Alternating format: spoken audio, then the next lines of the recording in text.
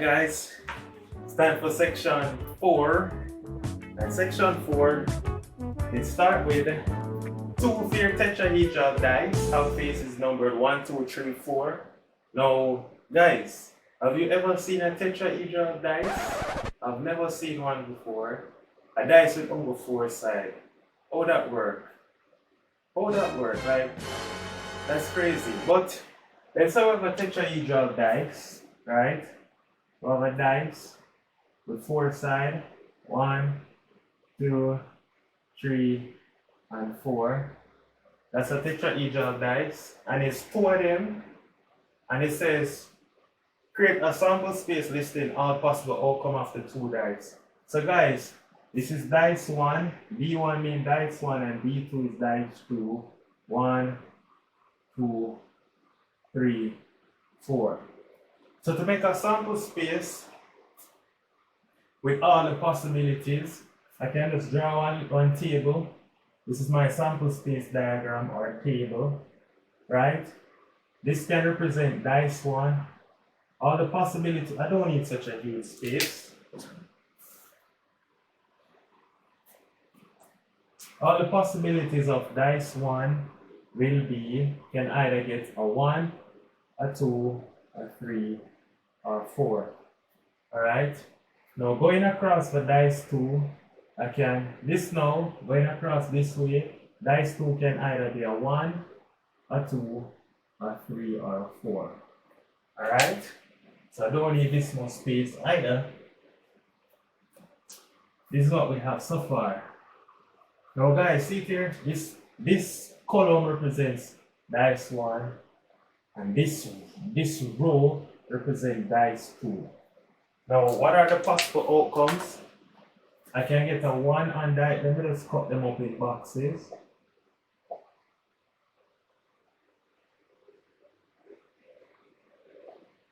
So I can get a 1 on dice 1 and a 1 on dice 2. I can get a 1 on dice 2 and a 2 on dice 1. I can get a 1 and a 3. I can, well, really and truly I'm labeling it wrong. It always be row before column. Guys, just for practice, you always put row before column. So I can get a 1 on dice 1 and a 1 on dice 2, a 2 on dice 1 and a 1 on dice, a 3 on dice 1, a 1 on dice 2, and a 4 here and a 1 here. Over here now I can get 1 and a 2, I can get 2 and a 2, I can get 3 and a 2, I can get 4 and a 2. Here so I can get 1 and a 3, 2 and a 3, 3 and a 3, 4 and a 3. Then here so I can get 1 and a 4, I can get 2 and a 4, 3 and a 4, 4 and a 4. That's my sample space. That's 3 marks. Those are the outcomes. So there are 16 possibilities, guys. 16 possibilities. That's it. Okay. Nice. That's it. That's literally it for part A. Part 2 now. Part 2 says we are using your sample space table, determine the probability of obtaining a 4 on both dice. So we need the probability of getting 4 on both dices. Or you say both dice. My grammar is bad. Well guys, to get a 4 on both dice, see it here? To get a 4 on both dice is only one time it possible. Out of the total possibility, 1, 2, 3, 4, 5, 6, 7, 8, 9, 10, 11, 12, 13, 14, 15, 16. So that's it. 1 out of 16. That's your 1 now. So it says find the probability of getting a 4 on at least one dice. So this is BI. BII is the probability of getting a 4 on at least one dice. So to get a 4 on at least one dice, the total possibility is 16. So guys, let's look at all the possibility of getting a 4 on at least one dice. Well, this don't look too good. Go fix up this one. This was 4 and a 2. Now guys, look at this. You can get a 4 under 1, you can get 4 under 2, 4 under 3, 4 under 4, 3 under 4, 2 under 4. How many is that? 1, 2, 3, 4, 5, 6. 1, 2, 3, 4, 5, 6, and 1 under 4, that's 7. So there are 7 ways we can get at least 1 4. That's 7 out of 16. You see there, guys? You can get a 4 under 1, meaning you can get 4 on the first die, 1 on the next one. You can get 4 under 2, 4 under 3, 4 under 4, 3 under 4, 2 under 4, 1 under 4. So there are 7 ways you can get a 4 on at least 1 dice. That's another mark there. Yeah. It says exactly on just 1 dice.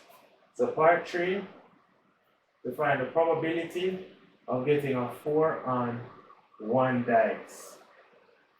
So guys, to get the probability on 1 dice, that means we cannot get 4 on both dice. So that means that the 4 and 4 out. This one out. That one is out. So if we get it for 1 dice only, that would be 1, 2, 3, 4, 5, 6. That would be 6 out of 16. Some might say 3 over 8. That's the probability of getting a 4 on just 1 dice. That's another one. So part 4 says, show that obtaining a 4 on both dice are independent. Show that obtaining a 4 on both dice are independent. To show that how are we going to do that, by the way? Let's not. How are we going to do this, guys? What are we going to do? I don't know what they're saying to me. Well, to do this, guys, to show that to obtain a 4 on both dice, independent events, you just need to recall independence event formula. To prove that 2 events A and B are independent, then the probability of A intersect B is supposed to equal to the probability of A times the probability of B. That's the only way we can show that 2 events are independent. This would mean A and B are independent. So guys, now to show that obtaining a 4 on both dice are independent, the probability of getting 4 on die 1 and 4 on die 2, alright, so you have to call them. I need some space, so I'm just going to take this side out here. Alright, going to do part 4 in this part, small space right here. Let's look in the box up top. So part 4, guys, look what we're saying. What we're saying is, let D1 be getting a 4 on first die. 4 on first dice. And D2, you're getting a 4 on second dice. Now guys, on the first dice D1, right, the probability of getting a 4 on the first dice is what? Now, if it is dice 1, remember what we showed. Dice 1 only have 4 options. 1, 2, 3, and 4. Yeah? So to get a 4 on dice 1 is 1 over 4. And the probability of getting D2, which is a 4 on dice 2, is also 1 over 4. So therefore, guys, look at this now. The probability of getting 4 on dice 1 and getting 4 on dice 2 is the probability of getting 4 on both die, and that's 1 over 16, and the probability of D1, times the probability of D2, that's equal to 1 over 4 times 1 over 4, which is 1 over 16. Now guys, look at this. The probability of getting a 4 on both die is 1 over 16. And the probability of getting 4 on the first die times the probability of getting 4 on the second die is 1 over 4 times 1 over 4, which is 1 over 16.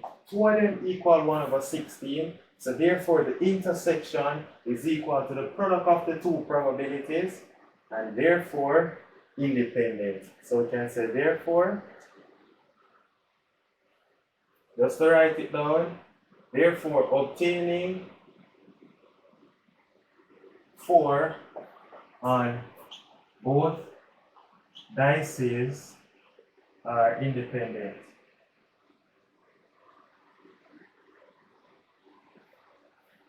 That's it, guys. Getting a 4 on both dice independent. And that's just 2 marks. That is 2 marks, guys. So I really hope everybody would have gotten these 2 marks. Nice. Let's look at the last part now. The last part now. So I'm going to take this part off. Alright, so taking down the last part now, guys, it says determine the probability of getting a 4 on both dice given that a 4 was obtained on at least one of the dice. So this is a conditional probability. Find the probability of getting a 4 on both given we got 4 on one dice at least. Alright, so guys, to do this now, it's just going to be equal to, guys, the chance is conditional probability. So the condition is we're only focusing on the outcomes that have 4 in them. So much outcomes could we get 4 in? 1, 2, 3, 4, 5, 6, 7. So the probability we get a 4 in at least one dice is 7. So the probability of getting 4 on both, given that we get 4 on one, is 1 out of 7. That's it, guys. We're only focusing on these 7 options.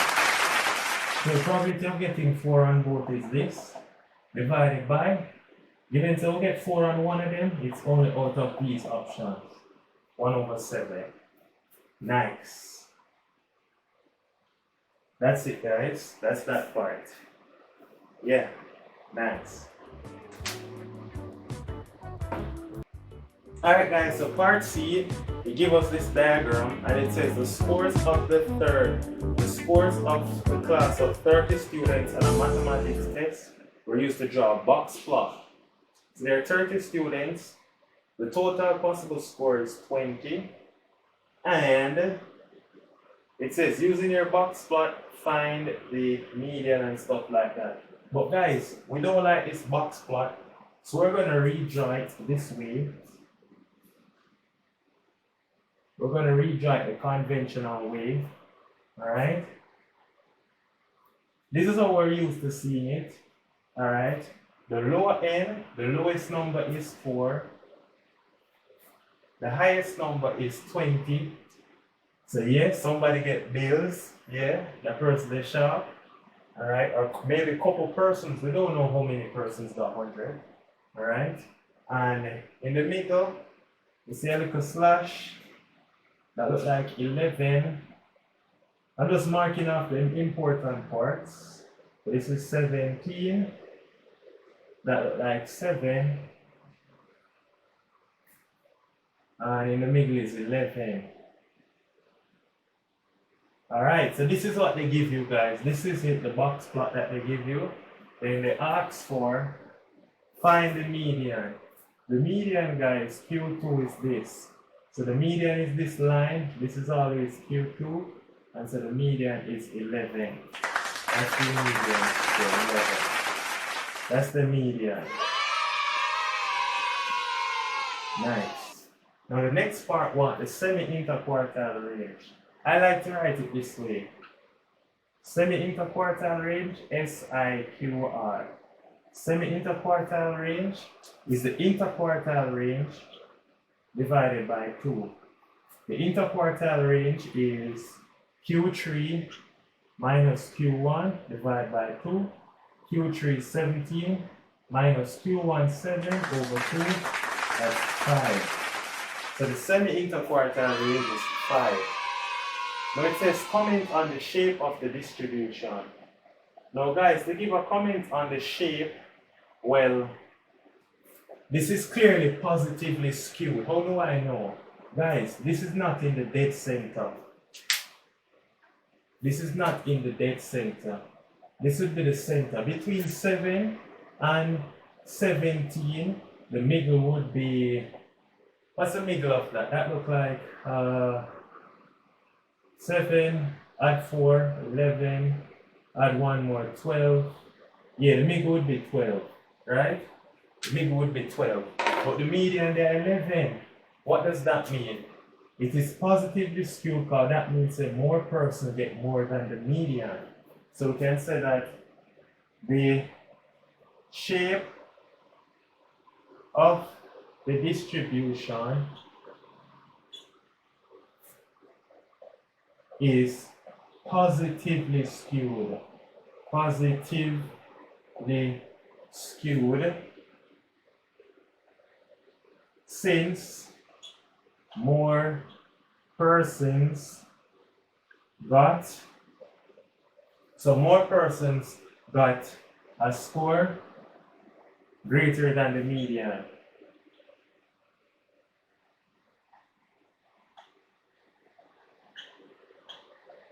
That's your 1 mark.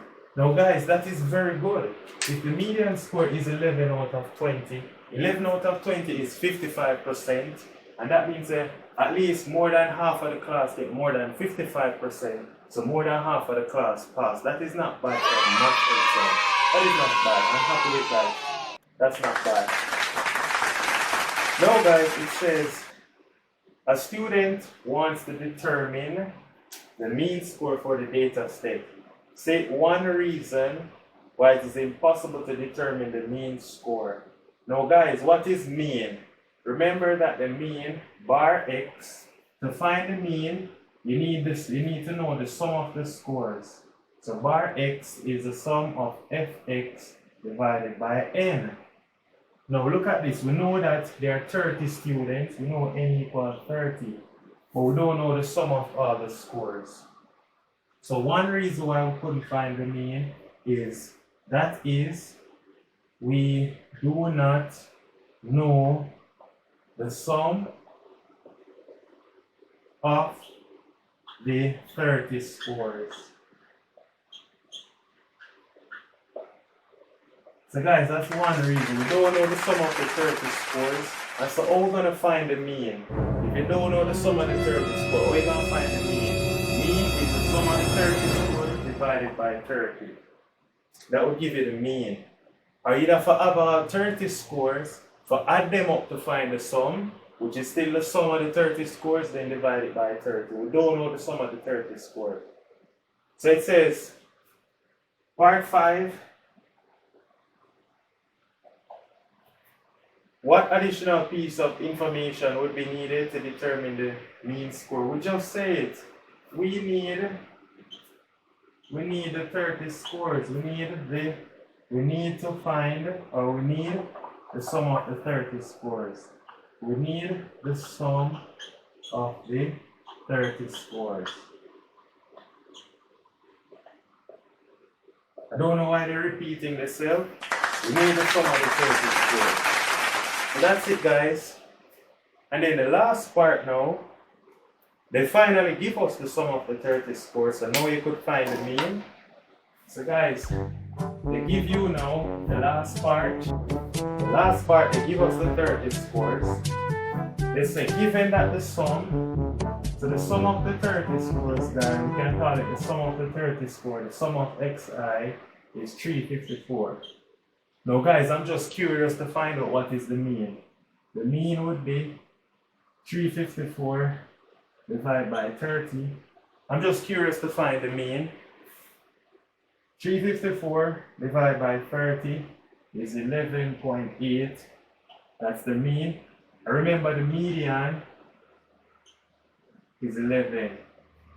It is indeed positively skewed. So guys, if you don't apply mathematics, you're going to learn about a formula known as skewness. Skewness is equal to mean minus median, and then this answer we multiply it by 3. So mean minus median 0.8 times 3, that is 2.4. Since it's a positive number, it is positively skewed. So this is another way to show that it is positively skewed. So since skewness is positive, therefore positively skewed. I know I stray away from the question, but what I wanted to show you was this part. Remember when it says comment on the shape of the distribution? This is another way we can show that the shape of the distribution is positively skewed. But you don't need to know that, so you can rewind this. Rewind. You don't need to know that. I just wanted to show us something, right? So we don't need to know that. Let's just get that out of the way. This is all we need to know so far to find the standard deviation. So, sum of the 30 squares is 354, and the sum of the squares of the score is 4994. Find the standard deviation. Guys, the standard deviation is equal to the square root of, it is the sum, the square root of, I don't even like to put this one. I'm going to use the variance formula first. Guys, variance is equal to the standard deviation square, which is the sum of xi squared minus the sum of xi over n, all square, then everything is divided by n minus 1. So therefore, the standard deviation square is 4994 minus, this is now 354 over sum of xi over n. N is 30 square. All of that is divided by 29. So 4994, 354 divided by 30 square. Whoa.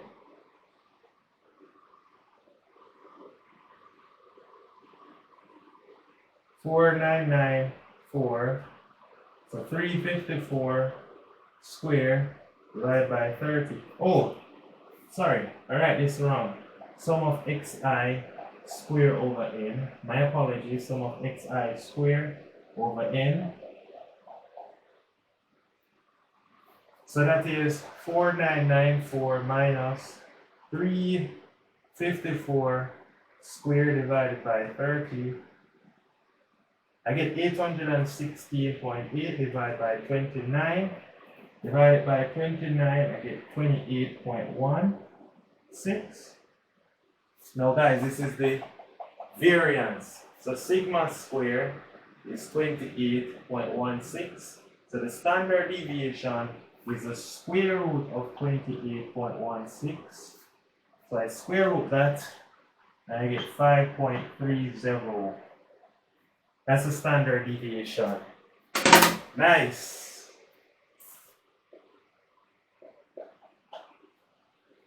Guys, I really hope you had fun with this paper here. I really hope you had fun with the ADMAT paper. For all students who are thinking about doing pure mathematics, definitely do it, guys. Definitely do it. And guys, what we have planned for our channel this year is there's going to be plenty of math videos in the form of cartoons, animation. There's going to be just a lot of stuff going on the channel. We're trying to make it very interactive, very friendly, and to make mathematics very fun. So guys, just subscribe to the channel if you haven't done yet, and just stay tuned for more. We're going to make sure that our math channel is unique. It's not going to. I really hope you had fun, guys. And if you're not having fun, just share in the comment section. What are your thoughts? How we can make it more fun, so we can implement some more stuff to make learning mathematics a lot more interesting. So with that being said, guys, of course, I'll see you soon, and I'm gone.